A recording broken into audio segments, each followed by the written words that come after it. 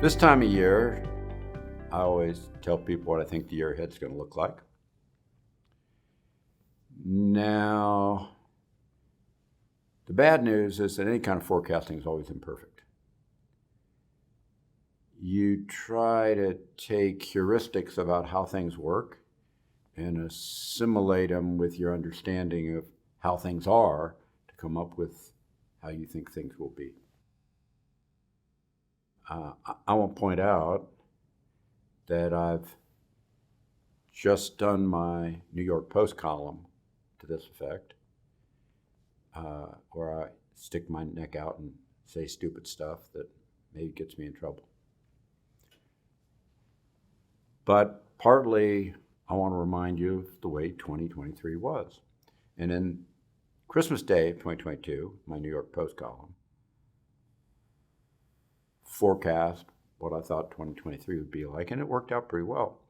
What I said then, which sounded ridiculous at the time, and it's actually better to read the comments about my New York Post column on the comments section than reading the New York Post column itself to see how much people thought I was an idiot, which there's a certain amount of validity for.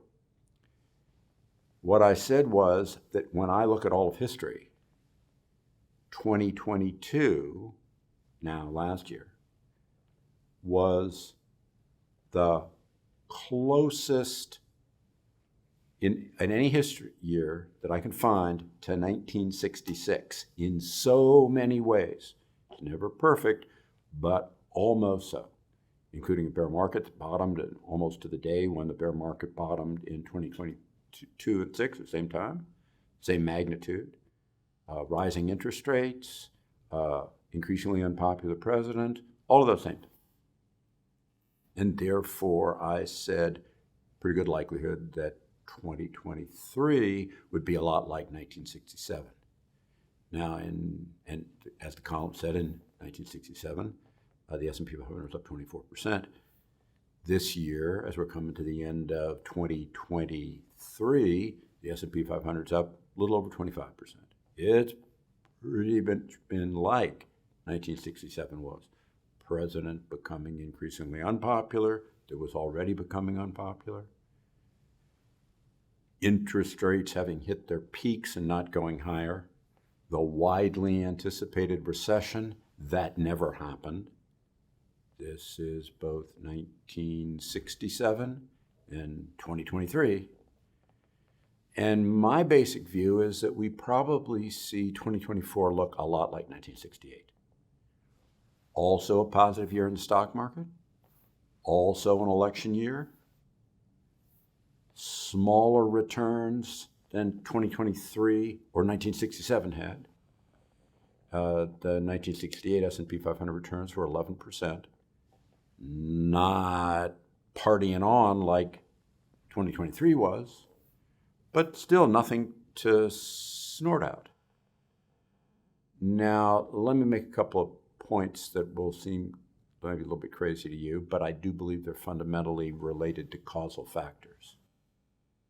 And some of these I've said in other places and other times throughout the course of 2023.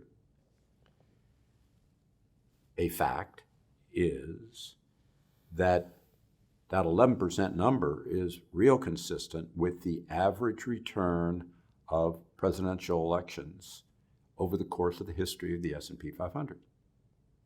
Number one. Number two, presidential election years over the course of the S&P 500 have not been as consistently positive as the third year of president's terms, which have been positive 92% of history. But they've been much more positive than the first and second year. The fourth year of president's terms have been positive 83% of history.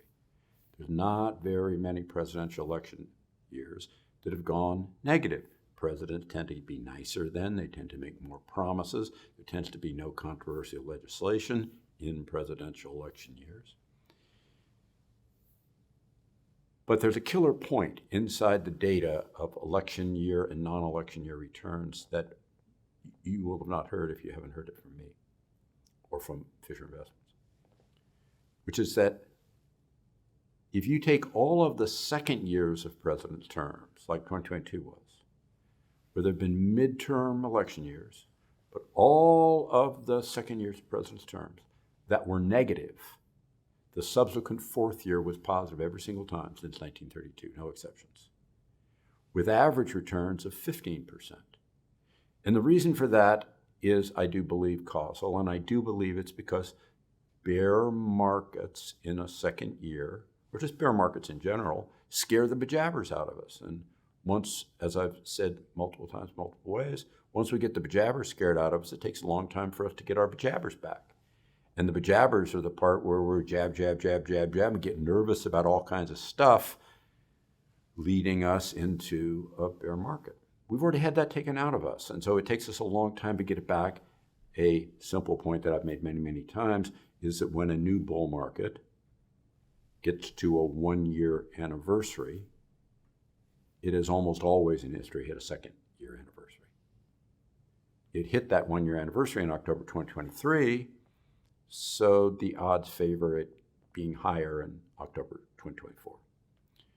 All of these things speak to my mind of not a year like 2023 with knockout stock market returns, which is bouncing off of the bottom of the 2022 bear market, but of a continuation of that bull market as it runs from, in a classical John Templeton modality of bull markets being born on pessimism, grow on skepticism, mature on optimism, and die on euphoria, the transition from skepticism into the beginnings of optimism in 2024. A more mature bull market. Now in that, as that maturing bull market occurs, it's very likely that we start to see some style shift and not all the continued leadership that bounced off the bottom. And one of the points that I made all throughout 2023, which worked pretty well, is that categories, not every single stock, but categories that tend to fall the most in a bear market initially tend to bounce the most early in the next bull market. We've been in that pretty much all through 2023, as contrary to what most people expected. The high quality growth stocks that did the worst, tech and consumer luxury, in the bear market of 2022 have led the bull market of 2023. That'll probably continue early on for a little while, but probably fades at some point during the year and tends to switch sometime during the year. It'll have to be watched more closely for more precise timing to what would become conventional value leadership. When exactly that occurs, it probably occurs as we begin to realize that the economy has been both secretly and silently, as I've written about, normalizing, and also that GDP is accelerating, so the companies that don't naturally have inherent growth qualities begin to be able to get some of the benefits of growth from the economy. That's my general view. Now, as a subset of that is I don't really see interest rates, long rates, having a big reason to move one way or the other. What'll happen to short rates? Darned if I know. That's under the control of the crazy people that run central banks. And as I've always said, central bankers are crazy, and you don't try to make predictions about what crazy people will do because they're crazy. And the fact of the matter is that they never know what they're going to do. They never ever know what they're going to do, even though they say this and they say that and they say the other. That's what all the things they say are very inconsistent with what they end up doing, because they don't know what they'll do. Since they don't know, you can't know, I can't know. And it also doesn't matter as much as people think, as I've written about a lot in 2023. Central banking doesn't have the power that it once had for a whole series of reasons. So long rates shouldn't have a huge move in 2023 one way or the other. Probably might move down a little, might move up a little. That's called volatility, but no real huge directional move. Short rates, I don't know, not really very concerned. So with that, that's basically my view of the economy. Accelerating economy, good but not super great stock market. Long rates, a little volatility but not some big direction. And a world that's better still than most people right now expect it to be.